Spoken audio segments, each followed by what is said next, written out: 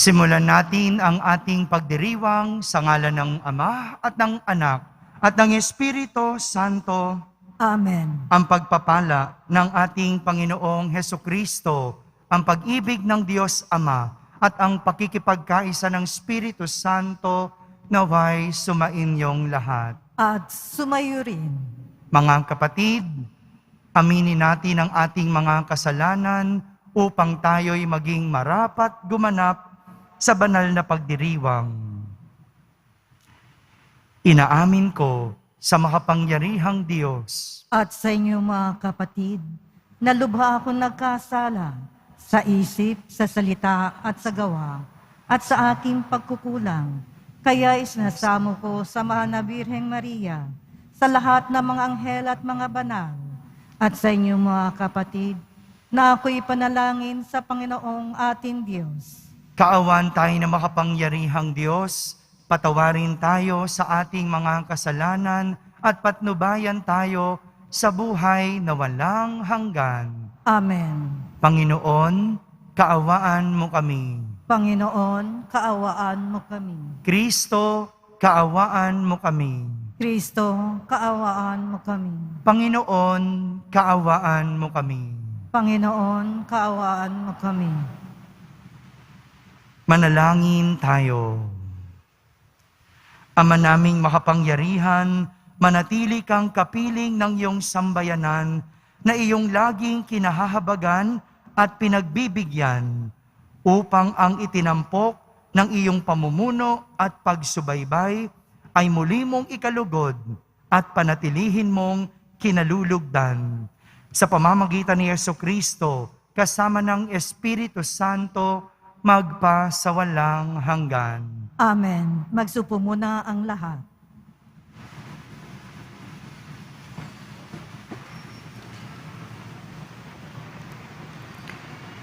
Pagbasa mula sa aklat ni Propeta Nahum.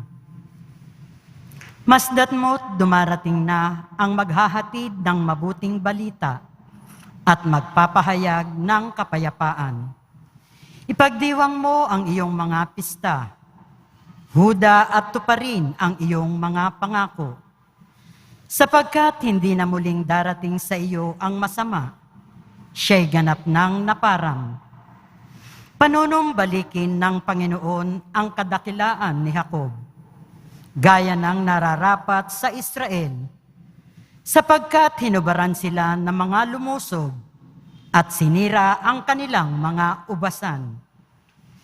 Kawawa ka, lunsod ng mamamatay tao, bayang sinungaling at mangangamkam, walang katapat sa sama. Lumalagapak ang mga latigo, rumaragasa ang mga gulong, nagdadambahan ang mga kabayo, humahaginit ang mga karahwahe, sumusugod sa mga mangangabayo. Kumikinang ang kanilang tibak, kumikislap ang dulo ng sibat, di mabilang ang patay, naghambalang ang mga bangkay, natitisod ng nadaraanan, tatabunan kita ng dumi, gagawing hamak at iismiran, lalayuan ka ng lahat ng makakakita sa iyo. Sasabihin nila, hayan ang Nineve. Sino ang tatangis sa kanya? At saan ako hahanap ng aaliw sa kanya? Ang salita ng Diyos. Salamat sa Diyos. Napasya ng may kapal ang buhay at kamatayan. Nasa pasya ng may kapal, ang buhay at kamatayan. Darating ang araw ng aking paniningil at paghihiganti, hanggang sa sila'y humapay at mabuwal. Pagkat ang wakas nila ay malapit na, ililigtas ng poon ang kanyang bayan, siya'y mahahabag sa mga naglilingkod sa kanya. Nasa pasya ng may kapal, ang buhay at kamatayan. Malalaman ngayong ako ay ako nga, at maliban sa akin, wala ng Diyos. Ako'y pumapatay at maaari ring bumuhay. Napagagaling ko ang aking sinusugatan. Nasa pasya na may kapal, ang buhay at kamatayan. Ihahasa ko itong aking tabak, at ang katarungay aking igagawad. Ang parusay ibabagsak ko sa mga kaaway, at sisingiling ko ang sa aking nasusuklam. Nasa pasya na may kapal, ang buhay at kamatayan. Magsitayo po ang lahat.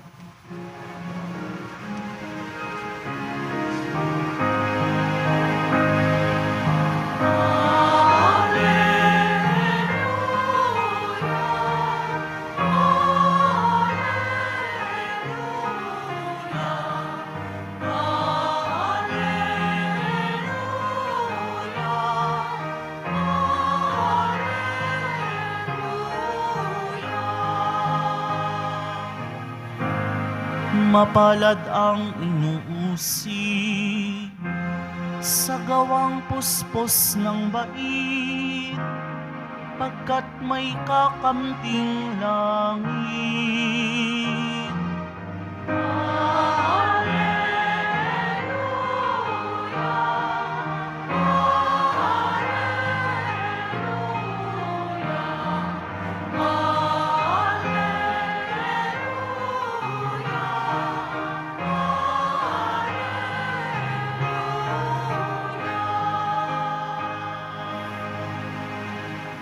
Sumainyo ang Panginoon.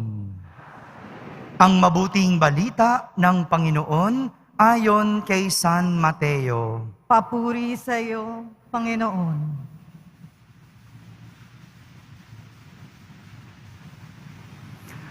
Noong panahong iyon, sinabi ni Jesus sa kanyang mga alagad, "Kung ibig ninumang sumunod sa akin, limutin niya ang ukol sa kanyang sarili, pasanin ang kanyang krus, at sumunod sa akin. Ang naghahangad na magligtas ng kanyang buhay ay siyang mawawalan nito. Ngunit ang mag-alay ng kanyang buhay alang-alang sa akin ay siyang magkakamit noon." Ano nga ang mapapala ng isang tao, makamtan man niya ang buong daigdig, kung ang katumbas naman nito'y ang kanyang buhay? Ano ang maibabayad ng tao para mabalik sa kanya ang kanyang buhay? Sapagkat darating ang anak ng tao na taglay ang dakilang kapangyarihan ng kanyang Ama at kasama ang kanyang mga anghel.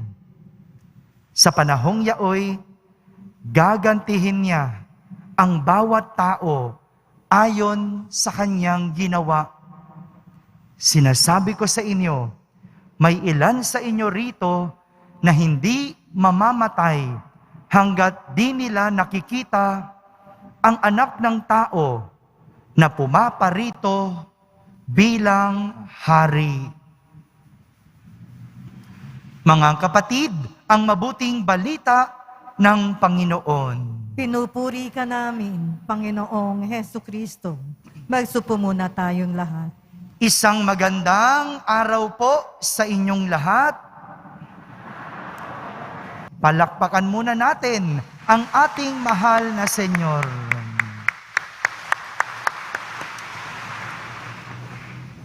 Simulan natin ang ating pagninilay sa isang kwento. At hindi ko alam kung nakwento ko na ito. Pero kahit ganun man, akma pa din. At ang aking kwento ay tungkol sa isang matandang babae. Itong matandang babae na ito ay namatay at dinala ng mga anghel sa langit. Check ko muna kung gising kayo. Tungkol kanino ang ating kwento? Gising. Ha? Anong ginawa ng mga anghel sa matandang babae? Gising talaga, no? Nung sila'y makarating sa langit, naisip ng mga anghel na para ma-appreciate ng matandang babae ang langit, dalhin niya ito sa impyerno. Para malamdaman ng matandang babae ang halaga ng langit. Para makita niya ang ganda ng langit. Naisip ng mga anghel na dalhin siya sa impyerno. Hindi ba minsan, para makita mo ang ganda ng isang bagay, kailangan mong malaman kung ano ang pangit. Hindi ba? Ang hirap naman nung sinasabi mong maganda, pero hindi mo naman alam kung anong pangit. Sinasabi mong masarap, hindi ka naman nakatikim ng hindi masarap. Sinasabi mong maginhawa, pero hindi mo naman alam ang hirap. Kaya kung tingin mo o pakiramdam mo, hindi ka maganda, tingnan mo yung katabi mo. Tingnan mo lang. Oh. Tingnan mo, gising ba? Gising. Oh, wala ako sinasabi Oh, kung pakiramdam mong hindi ka maganda, tingin ka lang sa salamin. Ganun ang ginawa ng anghel. Dinala sa impyerno para maramdaman ng matandang babae ang ganda ng langit. At doon sa impyerno, nakita ng matandang babae na mayroong isang malaking palayok. At yung malaking palayok na yon, mayroong mainit na sabaw. At may mga taong nakapaligid sa palayok. At may hawak-hawak na tig-iisang mahabang kutsara. Sa sobrang haba, 12 feet ang haba. Oh, ang haba, no? Kaya nga, tiningnan ng matandang babae ang mga tao. Sila ay malulungkot, hindi makakain at gutom. Paano ka naman kakain? Ang haba-haba ng kutsara. No? Matapos makita ito ng matandang babae, dinala siya ng mga anghel sa langit. At doon, mayroon ding parehas na malaking palayok, may mainit na sabaw, may mga nakapaligid na tao sa palayok na may hawak-hawak na, anong hawak? Mahabang kutsara. Gaano kahaba? 12 feet. Parehas. Kung ano pala meron sa langit, meron din sa impyerno. Kung anong meron sa impyerno, meron din sa langit. Pero, kumpara sa impyerno, ang mga tao sa langit ay nakakakain, masasaya at busog. Kaya naman, nagtanong ang matandang babae sa mga anghel, bakit masasaya ang mga tao sa langit? Bakit sa impyerno malulungkot? Sumagot ang anghel, dahil sa langit, pinapakain nila ang isa't isa.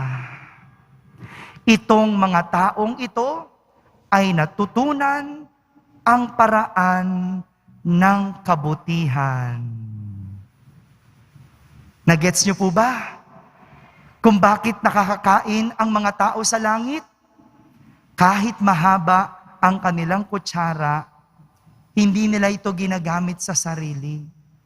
Ginagamit nila ito sa iba para mapakain. Mga kapatid, ganito po ang nais ituro sa atin ng mga pagbasa sa araw na ito. Sa ating ebanghelyo, isang tanong ang binulalas ni Jesus sa kanyang mga alagad na nais sumunod sa kanya. Ang kanyang tanong, ano nga ang mapapala ng isang tao makamtan man niya ang buong daigdig kung ang katumbas naman nito'y ang kanyang buhay? May mga pagkakataon sa ating buhay na ipinagpapalit natin ang gawang kabutihan sa kasamaan. Pumapanig sa kasamaan, kapalit ang buhay. Pinagpapalit ang kabutihan kahit makagawa ng kasamaan. Ito yung mga pagkakataong kumita ka nga, nandaya ka naman. Yumaman ka nga, galing naman sa nakaw. Na-promote ka sa trabaho, pero marami kang naapakan. Sumikat ka, kahit marami kang siniraan. Masaya ka ngayon, pero mula naman sa panloloko at pagloloko. Hindi ba? May mga ganitong tao, ang saya-saya ngayon, pero ang relasyon, hindi naman totoo. Ang yaman-yaman ngayon, pero galing sa panloloko. Anong mapapala ng isang tao, makamtan man niya ang buong daigdig, kung katumbas nito ay ang kanyang buhay? Isang tanong na nagpapangaral na walang kabuluhan ang makamtan ang mga bagay sa mundo, kung kapalit nito ay ang pagiging masamang tao. Makamtan mo man ang lahat ng bagay sa mundo, kung kapalit nito ay ang pagiging masamang tao, wala ring silbi ito. Kaya nga, sa ating unang pagbasa, sinasabi ni Propeta Nahum, kawawa ka, lungsod na mamamatay tao, bayang sinungaling at mangangamkam, walang katapat sa sama. Sabi ni Propeta Nahum, kawawa ang taong pinipili ang masama kahit pa siya'y magmukhang sagana. Dahil walang kabuluhan ang buhay kung ginawa naman ito sa kasamaan. Walang kwenta ang buhay kung gawa naman ito sa nakamamatay. Mga kapatid, ang pagsunod kay Jesus ay laging pagpili sa kabutihan kahit pa ginagawan ng kasamaan. Dahil ang buhay na gawa sa kabutihan kahit mahirap, magdadala sa kasiyahan. Kung naghihirap ka, pero ginagawa mo ito ng mabuti. Kung nahihirapan ka, pero gumagawa ka ng mabuti. Kung nasasaktan ka, pero gumagawa ka pa rin ng mabuti. Sa huli, magdadala sa iyo sa kasiyahan. Pero ang buhay na gawa sa kasamaan, sa kabila ng kasaganaan, sa kabila ng kaginhawahan, sa huli, magdadala sa kalungkutan at magdadala sa kasiraan. Amen? Amen. Magsitayo na po ang lahat. Minamahal kong mga kapatid, sa pamamagitan ng paglimot sa sarili, pinapasan natin ang ating krus sa araw-araw sa pagsunod sa yapak ng ating Panginoon. Manalangin tayo upang mapawi ang pagiging makasarili na naghihiwalay sa atin sa Diyos. Ating sambitin sa bawat panalangin, makapangyarihang Diyos, bigyan mo kami ng kapangyarihan. Makapangyarihan Diyos, bigyan mo kami ng kapangyarihan. Ang Santo Papa at mga obispo, naway pasanin ang kanilang krus ng pastoral na pagkalinga at tungkulin na walang makasariling sakripisyo. Manalangin tayo. Makapangyarihan Diyos, bigyan mo kami ng kapangyarihan. Ang lahat ng tumatanggap ng bigat ng tungkuling publiko, naway lumago sa pag-ibig ng Diyos sa pamamagitan ng kanilang responsable, totoo at malinis na pagsasagawa ng kanilang mga tungkulin. Manalangin tayo. Makapangyarihang Diyos, bigyan mo kami ng kapangyarihan. Buong puso nawa nating suportahan ang pagsulong ng katotohanan at labanan ang patagong impluensya ng kasamaan. Manalangin tayo. Makapangyarihang Diyos, bigyan mo kami ng kapangyarihan. Ang mga biktima ng opresyon, naway magtamo ng katarungan, kalayaan at kapayapaan. Manalangin tayo. Makapangyarihang Diyos, bigyan mo kami ng kapangyarihan. Ang mga nagdusa at namatay para sa pananampalataya, naway umani ng makalangit na gantimpala. Manalangin tayo. Makapangyarihang Diyos, bigyan mo kami ng kapangyarihan. Sa katahimikan, ating ilapit sa Diyos ang ating mga pansariling kahilingan.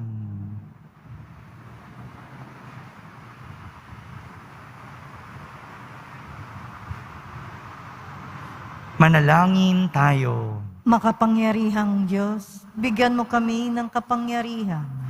Ama ng aming Panginoong Hesukristo, tanggapin mo ang mga panalangin ng naglalakbay mong bayan na naghahangad na matagpuan ang iyong kalooban sa pagsunod sa mga yapak ng iyong anak. Siya na nabubuhay tagahari kasama mo at ang Espiritu Santo magpasawalang hanggan. Amen. Magsupo muna ang lahat.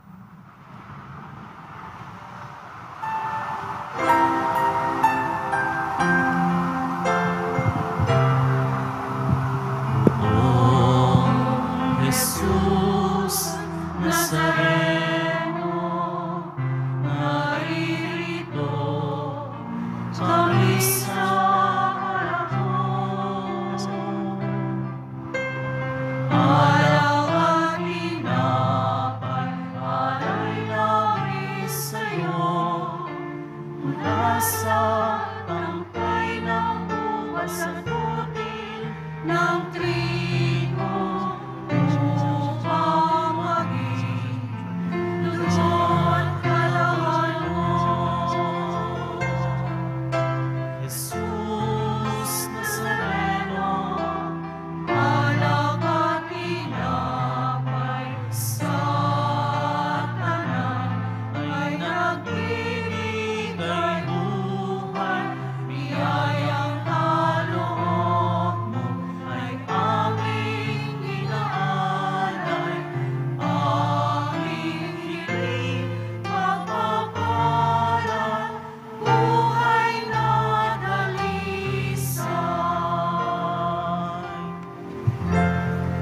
Magsitayo na po ang lahat. Manalangin kayo mga kapatid upang ang paghahain natin ay kalugdan ng Diyos amang makapangyarihan.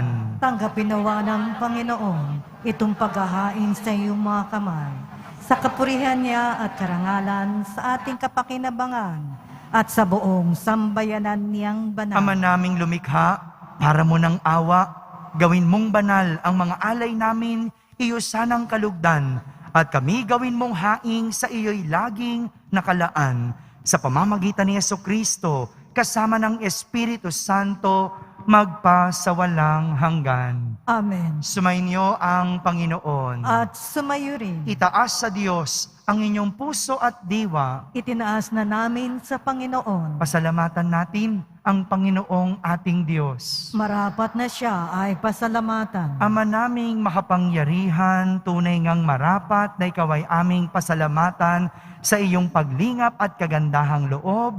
Ang tao'y nilikha mo at pinangasiwa sa sansinukob.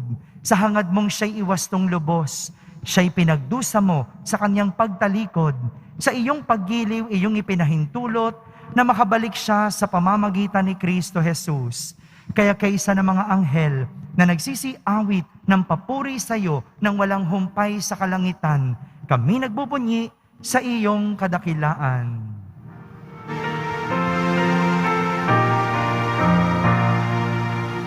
Santo, Santo, Santo, Panginoong Diyos ng mga hukbo, napupuno ang langit at lupa ng kadakilaan mo.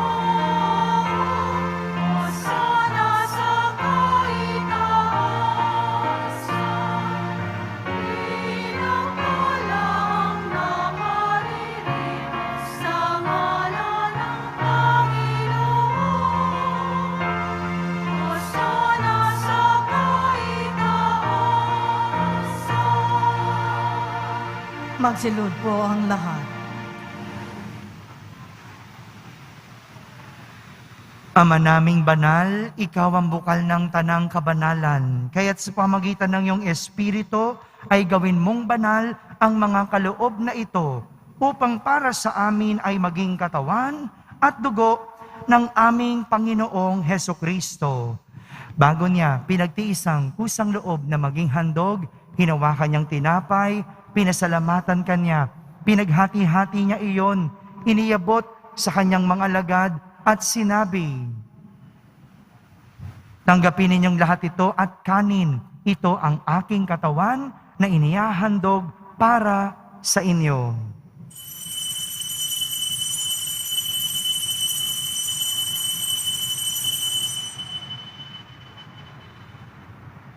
Gayon din naman, nung matapos ang hapunan, hinawakan niyang kalis, muli kanyang pinasalamatan, iniyabot niya ang kalis sa kanyang mga alagad at sinabi, "Tanggapin ninyong lahat ito at inumin. Ito ang kalis ng aking dugo, ng bago at walang hanggang tipan. Ang aking dugo na ibubuhos para sa inyo at para sa lahat, sa ikapagpapatawad ng mga kasalanan. Gawin ninyo ito sa pag-alaala sa akin."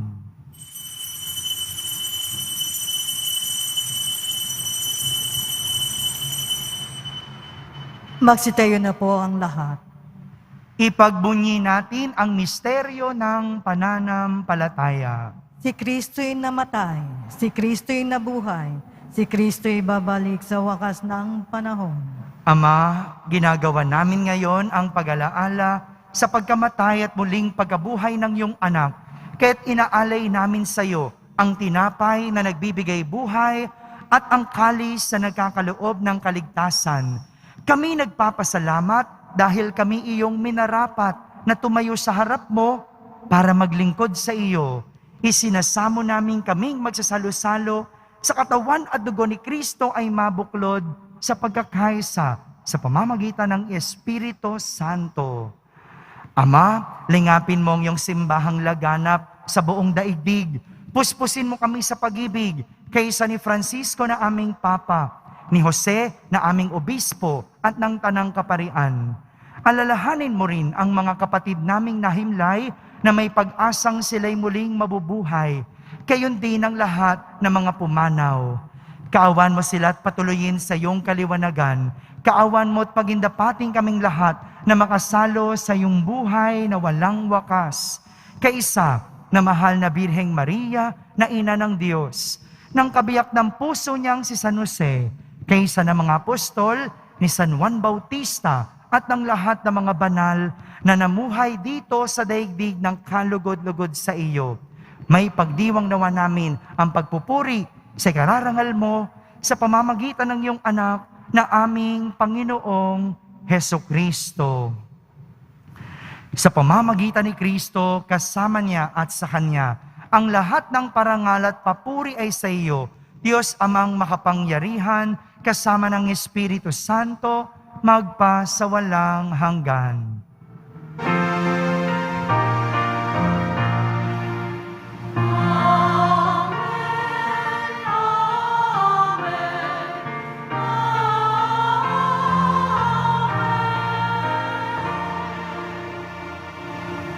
Sa tagubilin ng mga nakahagaling na utos at turo ni Jesus na Panginoon natin at Diyos, ipahayag natin ng lakas loob.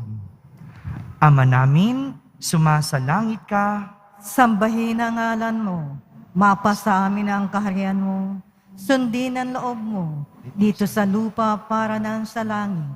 Bigyan mo kami ngayon ng aming kakanin sa araw-araw, at patawarin mo kami sa aming mga sala, para nang pagpapatawad namin sa nagkakasala sa amin. At huwag mo kaming ipahintulot sa tukso, at iadya kami sa lahat ng masama. hinihiling namin kami iadya sa lahat na masama, pagkalooban ng kapayapaan araw-araw, iligtas sa kasalanan at ilayo sa lahat ng kapahamakan, samantalang aming pinananabikan ang dakilang araw ng pagpapahayag ng tagapagligtas naming si Hesukristo. Sapagkat iyo ang kaharian at ang kapangyarihan at ang kapurihan magpakailanman. Amen. Panginoong Hesukristo, sinabi mo sa iyong mga apostol, kapayapaan ang iniiwan ko sa inyo, ang aking kapayapaan ang ibinibigay ko sa inyo. Tunghayan mo ang aming pananampalataya at huwag ang aming pagkakasala. Pagkalooban mo kami ng kapayapaan at pagkakaisa ayon sa iyong kalooban, kasama ng Espiritu Santo, magpa sa walang hanggan. Amen. Ang kapayapaan ng Panginoon ay laging sumainyo. At sumayo rin. Magbigayan kayo ng kapayapaan sa isa't isa. Kapayapaan po para sa lahat. Peace be with you. Peace be with you. Peace be with you. Kordero ng Diyos na nag-aalis ng mga kasalanan ng sanlibutan, maawa ka sa amin. Kordero ng Diyos na nag-aalis ng mga kasalanan ng sanlibutan, maawa ka sa amin. Kordero ng Diyos na nag-aalis ng mga kasalanan ng sanlibutan, ipagkaloob mo sa amin ang kapayapaan. Magsilod po ang lahat.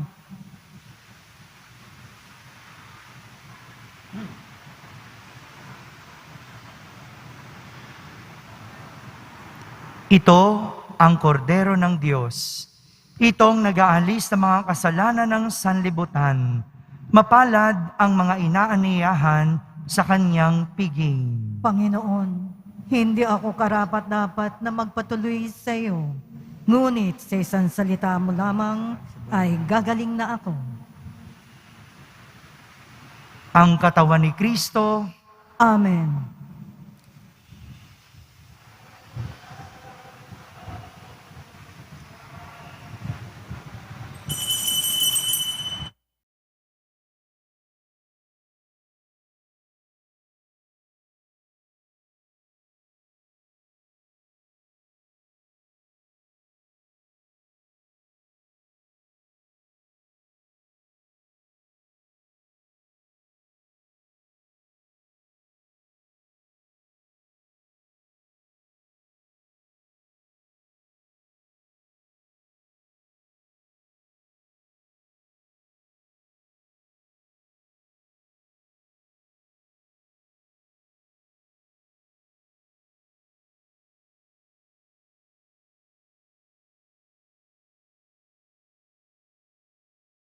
Tayo po ang lahat.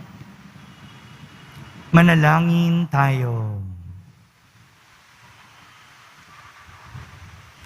Ama naming mapagmahal, kami pinapagsalo mo sa banal na pakikinabang ay iyong tuwangan sa ginagawa namin sa araw-araw upang kami hindi mo pinagkakaitan ng pagsubaybay ay gawin mong maging marapat na lubos na kaligtasan sa pamamagitan ni Hesukristo kasama ng Espiritu Santo, magpasawalang hanggan. Amen. Sumainyo ang Panginoon. At sumayo rin. Pagbabasbas ng Poong Yesus Nazareno. Mahal na Poong Yesus Nazareno, inihayag mo sa pamamagitan ng krus ang walang maliw na pag-ibig ng Diyos sa sangkatauhan. Pakinggan mo ang kahilingan ng iyong angkan na nagsusumamo sa iyo.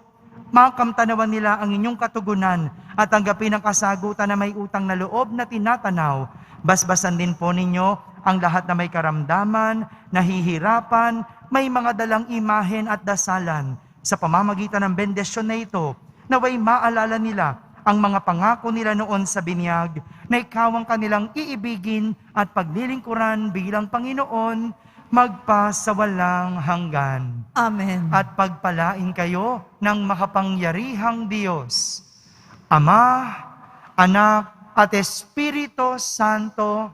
Amen. Tapos na po ang ating pagdiriwang, humay kayong taglay, ang pag-ibig at kapayapaan ng Poong Jesus Nazareno. Salamat sa Diyos.